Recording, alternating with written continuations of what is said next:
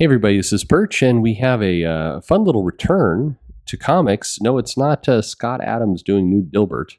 That is also happening, but no, this is Grant Morrison is actually coming back to Marvel, sort of mostly.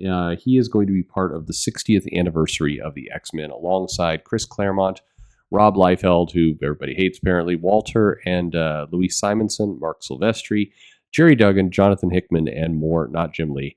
Anyway, Grant Morrison returning to Marvel for the 60th anniversary to talk about his or their work, depending on if you want to do what Grant says or if you want to do what everybody else says. The Grant Morrison pronoun story continues to be fascinating to see roll out. A guy who's very casual in an interview and then people going super militant about it. He still, or they still, again, pick your poison, have not definitively said. I know. He's like, you can call me this, but then Morrison himself or their self has. See how confusing all this is? In my opinion, and I say this not weighing into any kind of LGBTQ activity or anything else, but purely about Grant Morrison, who has admitted on many, many occasions that he/they enjoy fucking with people. And having people constantly have to wonder exactly what pronouns they're supposed to use for they is right up. That is on brand for Grant Morrison. I just want people to ponder for just a moment, not getting into any of the rest of this stuff, that this is that Grant is having a lot of fun at everybody's expense in this case. pretty sure. Anyway, there will be a Marvel Unlimited live virtual event, which is a lot of words, on Thursday, March 16th at midnight GMT, or for people who are from normal time zones, 7 p.m. Eastern, 4 p.m. Pacific, which will spotlight the history and creative legacy of Marvel's mutants from the beginning of the original five to their present era in the the Krakoan age. And basically, they'll get comments from a lot of these guests talking about their favorite moments, epic secrets, and conversations, interviews, Q&A, exclusive announcements, and more. What it doesn't say in this entire celebration that's going to be live streamed, and as we know, comics are great at virtual events. They always have been. It's unclear how long it will be. And my guess is a few of these creators that are going to stop by and check in will be doing pre-recorded stuff. But anyway, if you are a current Marvel Unlimited Annual or Annual Plus member, you have already got an email to register the event. If you don't, go to the site and you can get there. But you can also, not saying that you have to do this, but you can also go and sign up for a trial to Marvel Unlimited, and I believe get into the same thing if this is something you're into.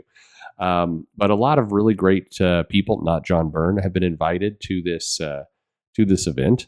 John Byrne should be invited to this event, but it's funny how this cracks me up, because when I talk to people at Marvel, they will say, well, we would totally invite John Byrne, but John Byrne doesn't want to do it. If John Byrne ever wanted to do something, we would totally do it. It's not us, it's him. But then if you look at every other piece of information and data that exists everywhere, you discover that somehow people don't like John Byrne.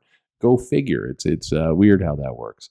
But it just cracks me up. Nobody at Marvel just come out and admit, like, we don't like him. He's an asshole. Nobody does it. Why won't you do that? Why it's all very, very strange. So anyway, if you're into the X-Men and you want to hear some of these stuff, it is a nice collection of pretty cool people that are involved in this, and so I think that's pretty cool. And I'm looking forward to seeing I'm looking forward to hearing from some of these people. There's some interesting folks in there. But if the X-Men is just too much for you, if that's just you've abandoned it, you're not into it, there's a couple other little things that are going on with Marvel at the moment. Sharon Carter is getting a new costume. She's going to become the new Destroyer after the old Destroyer blew up. So anyway, that she will get a new costume and kind of wacky, face helmet that looks a little bit like a skull. But it's going to be who knows what the plan is there. But it's the latest step in a bold journey that promises to forever change the thing for the stuff and the whatever. But that's coming. So you have a new costume there for Sharon Carter. But the bigger news at Marvel at the moment is we're getting a brand new Spider-Man character. Now, before you get excited, they are not revealing anything other than the character will debut in a Huberto Ramos cover, and that the new hero is a him or he, him, which again could mean anything. But there will be a new character that exists, and Marvel's wanting you to know this is a big deal. Now, this is coming out in the new Spider-Man book, which is pretty much dying a painful death right now. This is written by Dan Slott, who has written more Spider-Man books than anyone, and drawn by Mark Bagley, who's drawn more Spider-Man books faster than anyone. But this is debuting in Spider-Man number 7, which continues to feature the Spider-Verse, and the Hive or something or other is coming for all of them. So we can look forward to that. But this new Spider hero would probably make more of an impact if we weren't currently living through roughly 5,000 multiverse variants of Spider-Man. So one more is coming, and this one will be super surprising and spoilery. This is sure. Marvel points out the last time we had a character censored on a cover was Bedlam, who is a character that's currently appearing in Al Ewing and Ramvi's Venom title. And Bedlam turned out to be a variant of Venom himself. It was Eddie Brock in the future. But I'm not sure this big spoilery reveal mattered at all in any fashion whatsoever. But maybe I'm the jaded one. I don't know.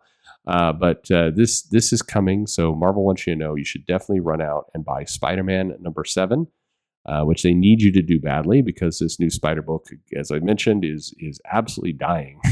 The book has anti-buzz, and it is for what it's worth. A lot of people really get all hung up about Dan Slott, and they get angry in his Twitter shenanigans and everything else. But what better revenge? If you really are frustrated and pissed off at this guy, you have to be gratified. I don't feel pretty good that the fact that his book, nobody gives a complete shit about his title right now. He finished off a completely unsatisfying run of Fantastic Four and Iron Man. Got no real buzz or attention about those. All of his success on the Amazing Spider-Man book didn't translate over.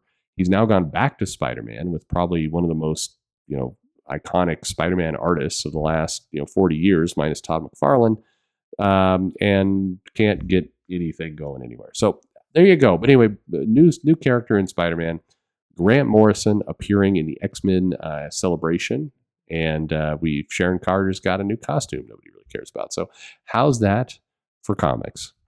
Let me know if you're buying any of this stuff, what you're going to do. And remember, if you sign up for that Marvel Unlimited trial, you can probably get this without actually shelling out any cash.